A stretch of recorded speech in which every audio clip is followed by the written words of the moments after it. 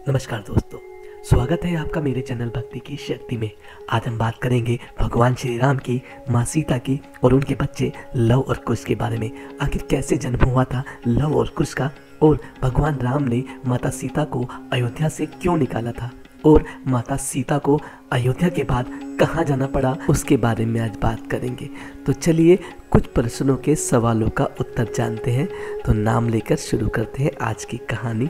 तो नाम लीजिए। जय श्री राम, जय श्री राम, जय श्री राम। रामायण हिंदू धर्म के प्रमुख धर्म ग्रंथों में से एक है और हम सभी ने रामायण पढ़ी है या तो देखी जरूर होगी। रामायण की रचना महर्षि वाल्मीकि जी ने की थी, जिसमें प्रभु श्री राम के जीवन को दर्शाया गया है। रामायण में एक वृतांत मिलता है जिसका संबंध श्री राम के पुत्रों लव और कुश के जन्म और माता सीता के पाताल जाने से जुड़ा हुआ है।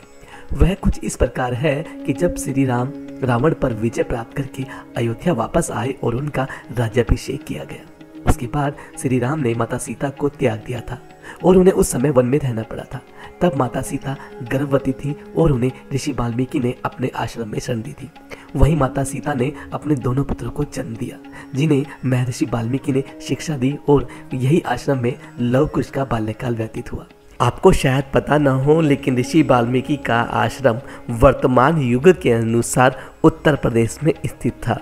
यह आश्रम कानपुर शहर से करीब 17 किलोमीटर दूर बिठूर गांव में स्थित है। बिठूर गंगा के दाहिने किनारे पर स्थित है और हिंदू तीर्थ यात्रा का एक केंद्र है। ऐसा कहा जाता है कि यह वही आश्रम है जहां पर बैठ के ऋषि वाल्मीकि ने रामायण की रचना की थी।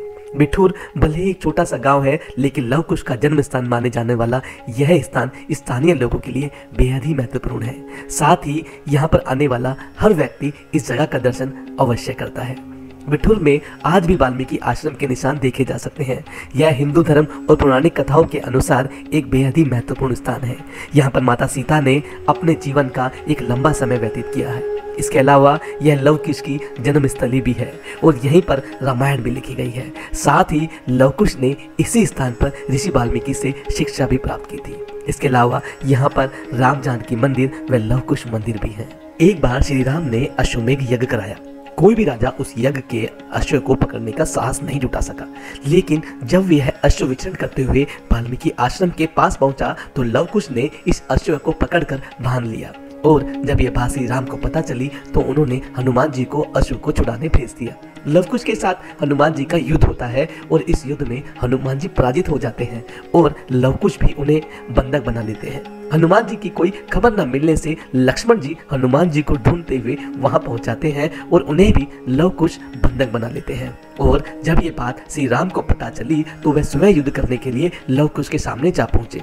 लव कुश से युद्ध करते हुए उन्हें इस बात का पता चला कि ये दोनों उन्हीं के बालक हैं। तब महर्षि वाल्मीकि ने उनको उनके पुत्र और माता सीता से मिलवाया, और ऐसा माना जाता है जब श्री राम माता सीता से कई वर्षों बाद मिले और उन्होंने माता सीता को छूने के लिए हाथ बढ़ाया, तब माता सीता वहीं और उसी स्थान पर धरती में समा गई। अब सवाल ये उठता है कि भगवान श्री राम ने किसके कहने पर माता सीता को, देवी सीता को वनवास क्यों भेजा था? रामायण में उल्लेख है कि भगवान राम ने राज्याभिषेक के बाद एक धोबी के द्वारा देवी सीता के चरित्र पर उठाए गए सवाल के कारण देवी सीता को अपने से अलग कर दिया था और देवी सीता को वन में रहना पड़ा था। दोस्तों, ये थी लव कुश के जन्म की कहानी। अगर कहानी अच्छी लगी, जानकारी अच्छी लगी तो चैनल को सब्सक्राइब जरूर करें। ऐसे ही धर्म और कर्म की कहानियां सुनने के लिए आप मेरे चैनल पर हमेशा बने रहें।